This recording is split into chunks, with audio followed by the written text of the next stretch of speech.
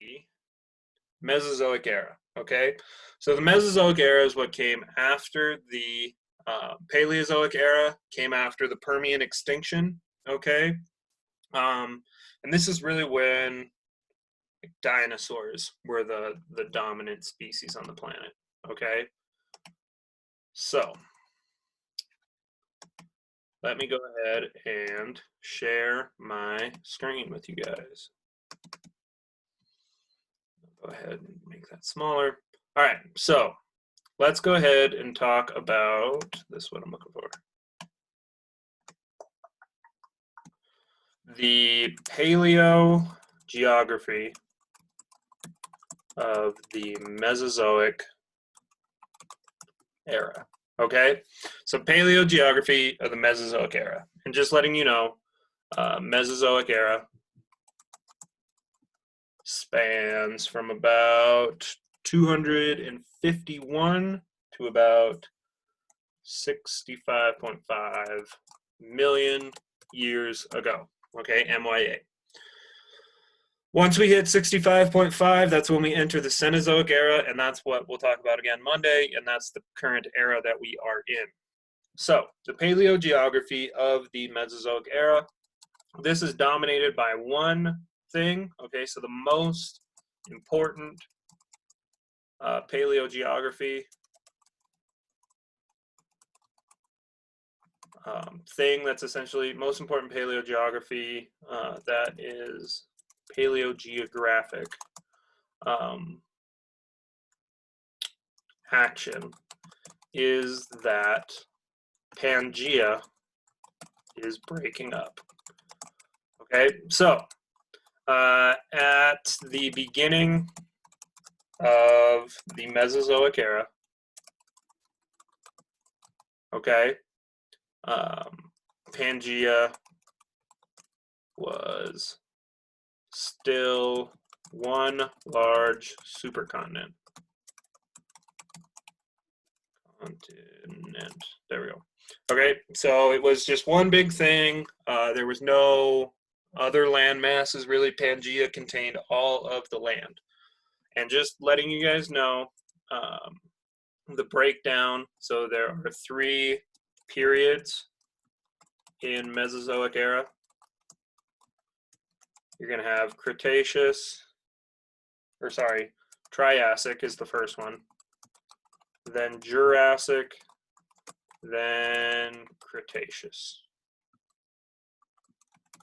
Okay, so we have these three periods in the Mesozoic era, and during the Triassic, Pangea begins to split apart. Okay, at your divergent boundaries, so where things move apart in terms of continental plates, tectonic plates, you're going to have rift valleys that form. So rift valleys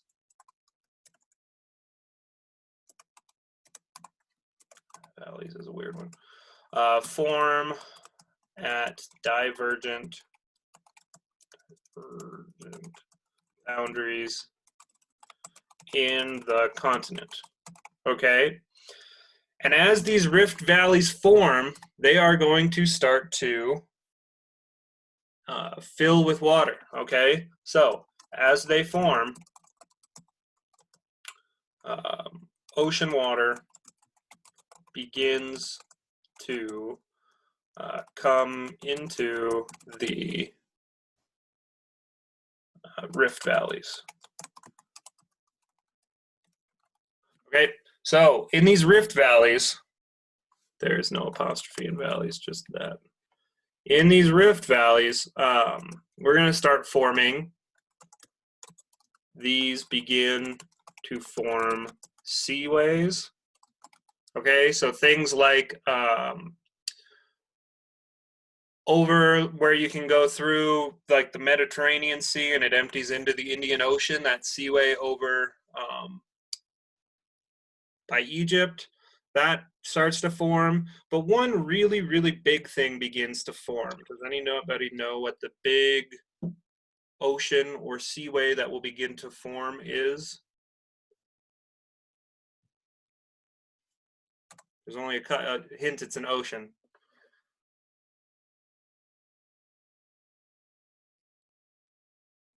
And there's only like 4 of those, so you got a 25% chance of guessing this. Atlantic. It is the Atlantic, okay? So, eventually, as the continents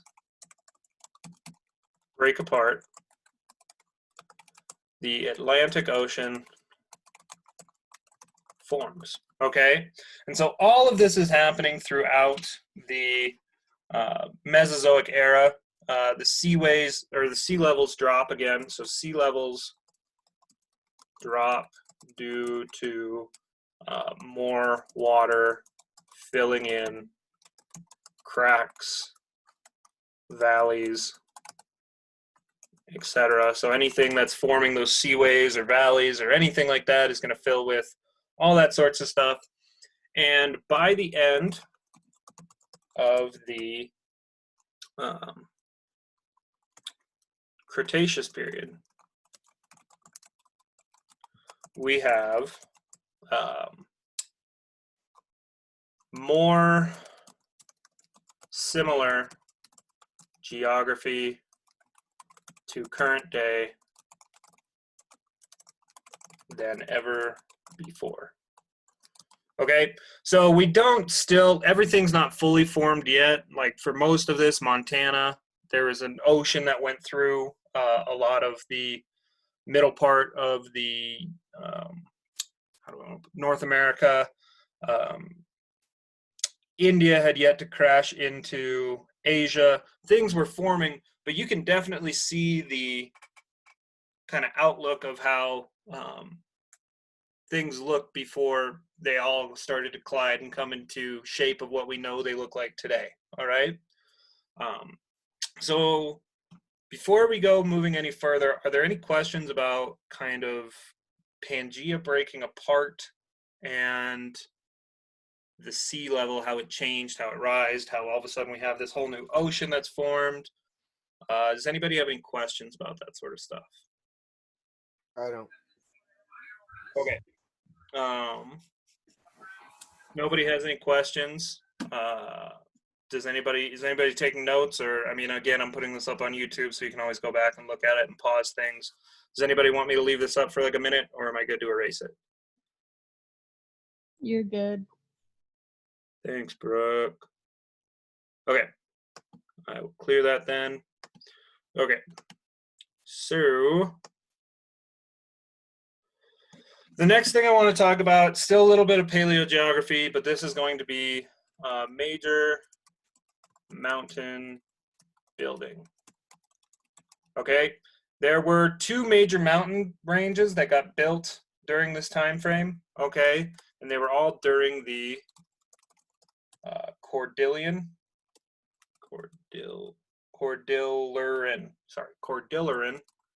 orogeny. Okay. Aiden, could you mute yourself? Thank you. All right, so the Cordilleran orogeny, okay? This will form 2 major mountain ranges in North America. One is the Sierra Nevadas,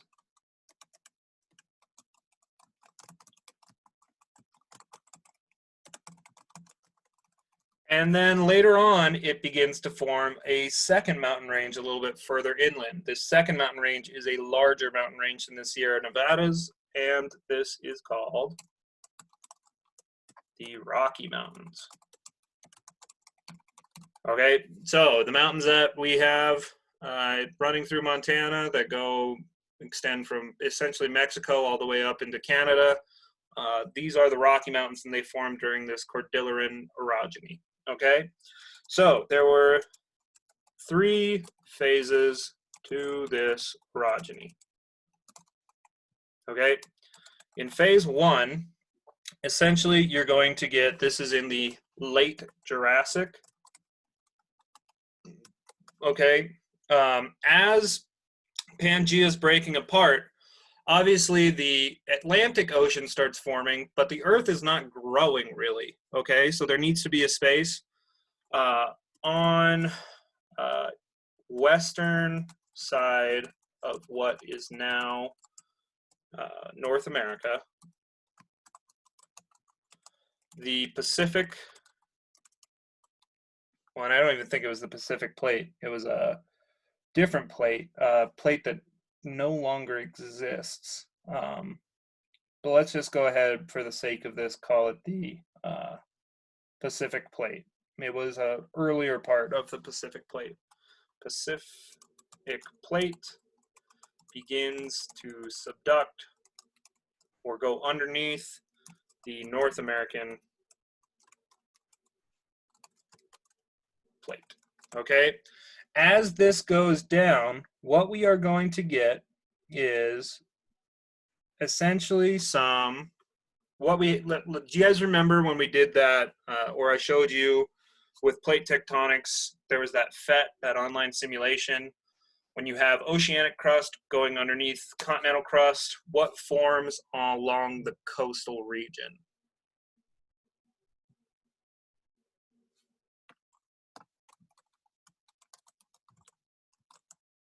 So magma is going to go down as it subducts. That magma needs to go up and it will form what?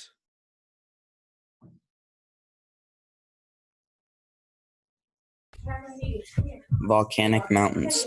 Yes, okay. And so this will form a volcanic mountain range. Okay, and that volcanic mountain range was the Sierra Nevadas. This is the Sierra Nevadas. Okay, so the Sierra Nevadas are no longer volcanic, but if anybody has ever gone to like Yosemite or anywhere around that region, a lot of the big mountains or big rock formations there are granite, okay?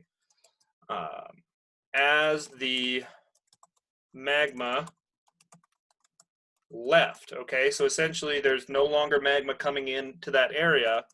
The volcanic portion of these ranges hardened into rocks, and we currently have a lot of igneous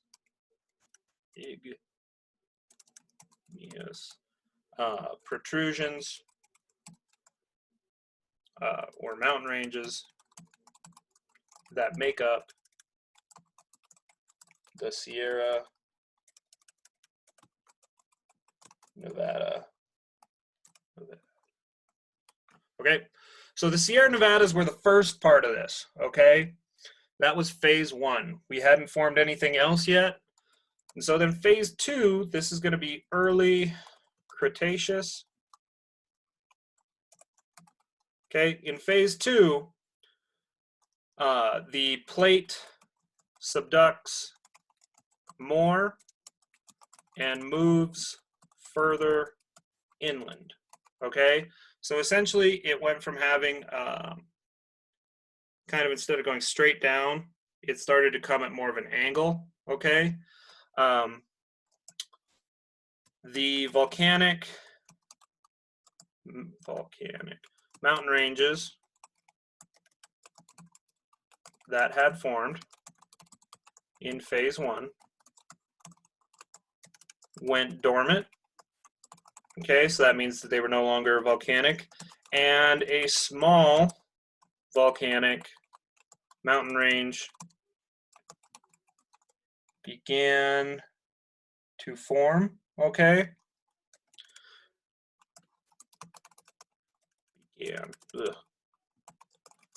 okay, so the early, these were the pre-Rockies. Okay, this is not actually the Rockies, but you're going to start getting these small little volcanic mountain ranges, the pre-Rocky Mountains, not fully formed and quite small. Okay, but this has essentially been happening, and we're getting these sorts of things this crust is no longer, okay, the oceanic crust coming from Pacific Plate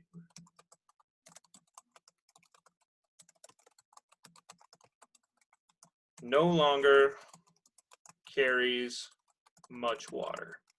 Okay, so if you don't have water, what are you not really going to have?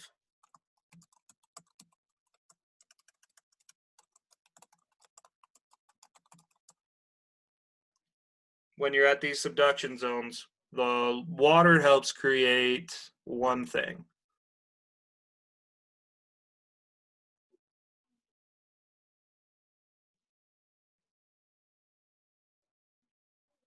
Liquefied rock, molten rock, also known as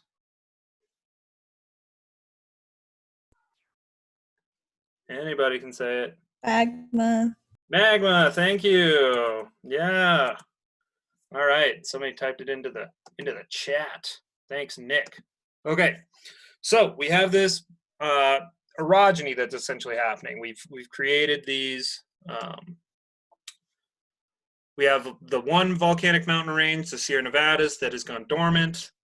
Further inland, there's just not enough real magma to be producing a large mountain range of volcanic activity. And so then we're going to move to phase 3. Okay, I'm going to go ahead and clear this so that way we can. Is anybody taking notes on this, or am I good to clear it? You're good. Perfect. I will take everybody else's side. I'm assuming if somebody wanted this, they would set it by now. So I'm going to clear, and we're going to enter phase 3. Okay.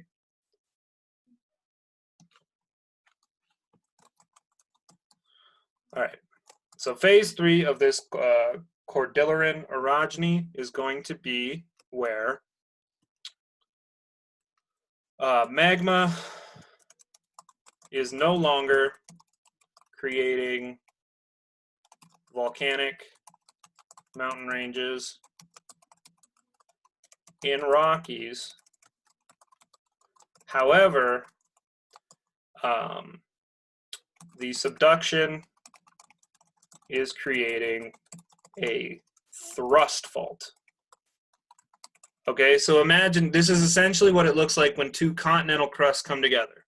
Okay, so the two crusts collide and create upward motion, which led to the full creation of what we now know as the Rockies. Okay, so the Rocky Mountains are more of a, similar to the Himalayas. There's a little bit of volcanic activity that led to their beginning, but as time went on, they pretty much were created out of geologic uplift. Okay, the two plates were colliding and those rocks needed somewhere to go, and so they went up. Okay, are there any questions about that?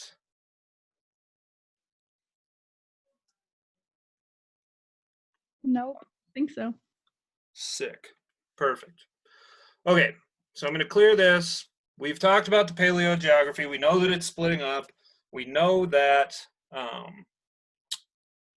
essentially these mountain ranges were forming, all this different sorts of stuff. And so now what we need to talk about, since we've talked about the geography and the geology, we need to talk about Mesozoic life. Okay, so Mesozoic life. In the early Cretaceous, not early Cretaceous, I keep going, Cretaceous is the last one, early Triassic. The dominant species were mostly reptiles. Okay? Now, reptiles walk all sprawled out. Okay? So with us, we have our hips underneath us. You can think of like your dog or cat, and mammals have their hips underneath them. Reptiles, think of lizards, crocodiles, those sorts of things, are all spread out. They walk in that sprawled fashion, okay? And that's going to be the big distinction between a reptile and a dinosaur. We do not yet have very many dinosaurs, okay? Reptiles were the dominant species in the early Triassic. There were early small mammals and some dinosaurs. Okay, dinosaurs, and I'll just put this in here. Dinosaurs do not walk sprawled. Hips are underneath them. Okay, so it really matters if the big distinction between a reptile and a dinosaur is their hip anatomy, okay, and their hip physiology, how they're walking, essentially, is the big deal. All right, mammals were there, but they were pretty small. As the Cretaceous, or not Cretaceous, why do I keep saying Cretaceous? Triassic period went on, dinosaurs began to out-compete reptiles, okay? And the reason that dinosaurs were so much better than reptiles at competing for food is dinosaur hip structure allows them to move faster and more agile, in a more agile fashion. Okay, so essentially they were just more fluid. Kind of imagine, you know, if you're trying to race some cars, you're not going to pick the one that's slower and more clunky. You're going to pick the one that's faster and smoother. The dinosaurs were the faster, smoother models here, okay? And so this is going to be a lot of what we have going on in the Triassic period, is essentially just organisms, reptiles really being the dominant species early on, but dinosaurs evolving and becoming the more dominant species as we go through. And by the late Cretaceous period, they have become essentially our dominant species here, okay? So then we're going to get into the Jurassic, all right? Now, fun fact about the Jurassic period, dinosaurs were dominant species, okay? And it's always funny to me because they, obviously Jurassic Park, the movie, their whole, at the theme park that they have in Jurassic Park, their emblem is a Tyrannosaurus skeleton, all that sorts of stuff. The Tyrannosaurus is the big bad guy, also raptors.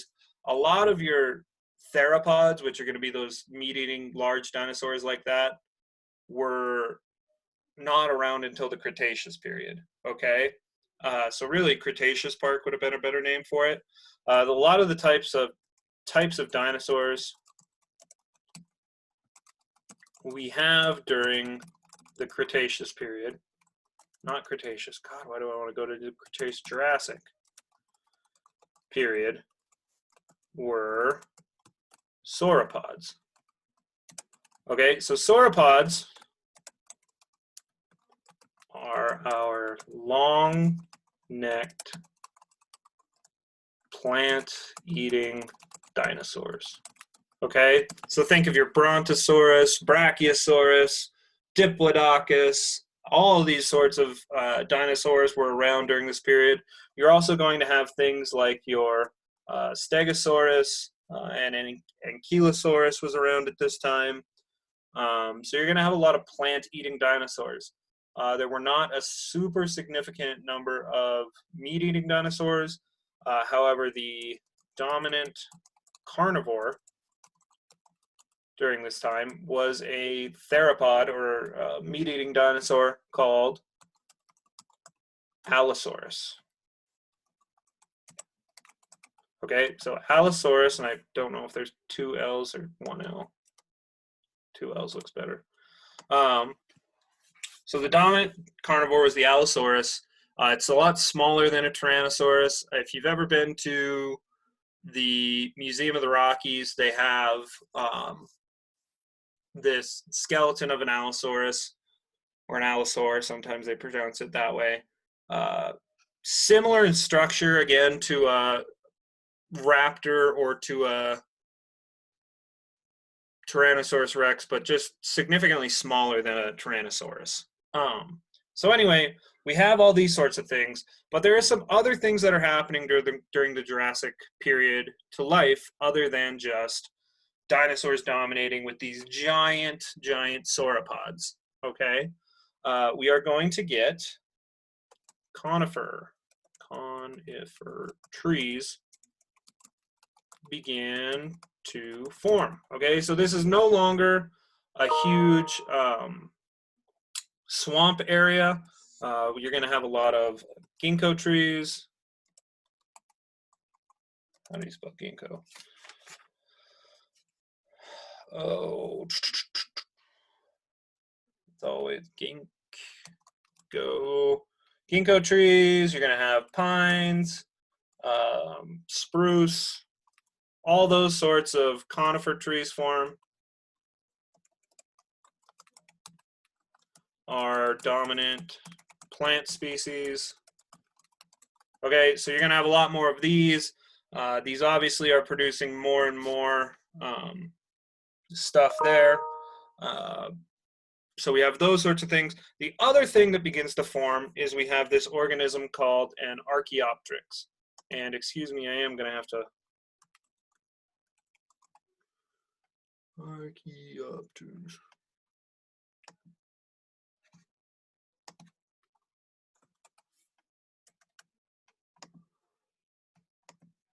So the Archaeopteryx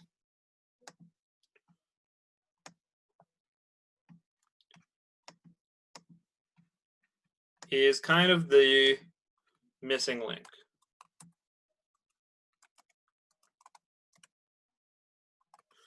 Archaeopteryx is the first proto-bird, because it wasn't really a bird. Okay, this thing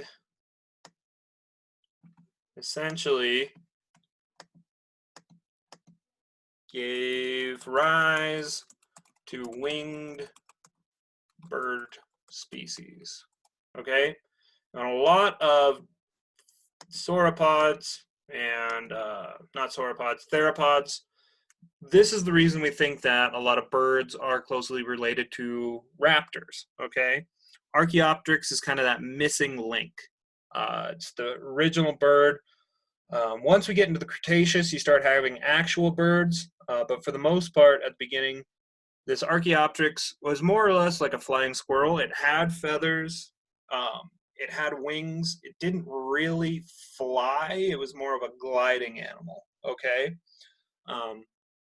But anyway, we will move on to the Cretaceous and talk about that period, okay? And am I good to erase this information and just start the next one on another whiteboard? Go for it. Thanks, McRae. Okay. And so finally we get to the one that I've been wanting to say the whole time for some reason, is the Cretaceous period. Okay, so this period you're going to have a lot more theropods, which are your meat-eating, two-legged dinosaurs, like raptors and Tyrannosaurus Rex, okay? So this period has a lot of those. You're also going to see this is where we have a lot of your Triceratops, are some pretty big plant-eating dinosaurs, herbivorous dinosaurs that are around at this point. Mammals are still small, but becoming more plentiful. Okay, so think of a lot more. When you think of mammals, these are going to be more along the lines of like shrews and mice and rats, really, really small animals like that. And one of the big things, we get two other huge life things that happen. This is where we're going to get our first. Flowering plants become a thing. Okay, so flowering plants become a thing. Also, we get phytoplankton. Phytoplankton might have been around. Phytoplankton become very prevalent in fossil record at this time. Okay, so we can see these things. We can see a lot of how all sorts of things are really going. Excuse me. I think that's theropods. Yeah. So the phytoplankton are becoming a thing. Flowering plants are becoming a thing. Mammals are becoming more prevalent. And then you're getting these sorts of theropods. The world is becoming drier and warmer, okay? And then finally, we're going to get to the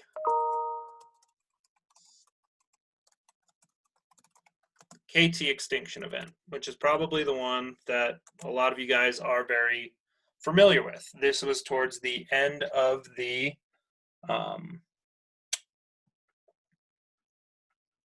Cretaceous period, and this is essentially what ends the Mesozoic. Okay, so ends Mesozoic period era, excuse me. Okay, and it was 65.5 million years ago. Does anybody know what caused the KT extinction to occur?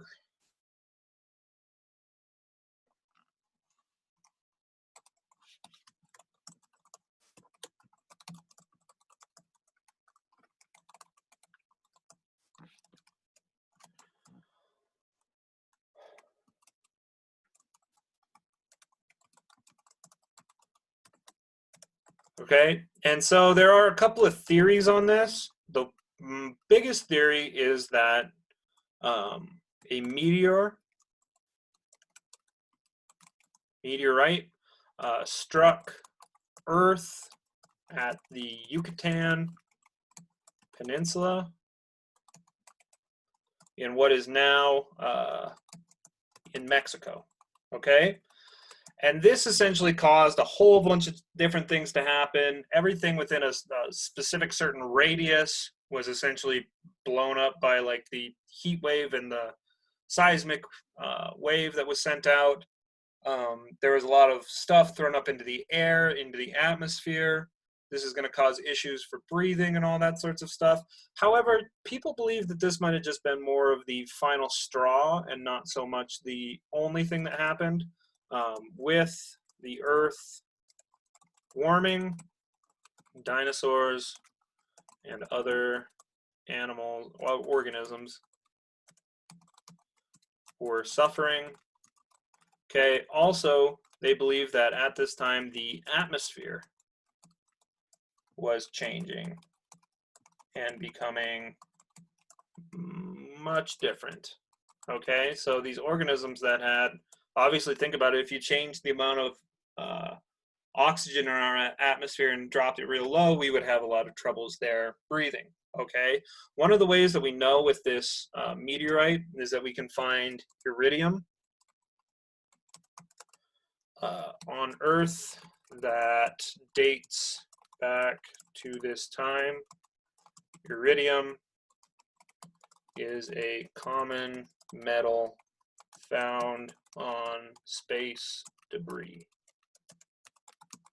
There's also a large crater called in Mexico called the Chicxulub crater, okay, and that is on the Yucatan Peninsula. So we do have some evidence of this, but essentially this happens. A lot of that terrestrial life dies off. Dinosaurs pretty much go completely extinct. A lot of what we're going to see make it is things that lived underground, and so this is why our small mammals really were survivors. Okay, they were the ones that made it into that next era, the Cenozoic era, which is the era we will talk about on Monday. Does anybody have any questions? Nope. So again, I'm not going to give you guys any projects or anything, but there are still 2 of you who haven't gotten that volcano project in from like the very, very beginning. And there are 5 of you who haven't gotten that Origins of the Earth project in.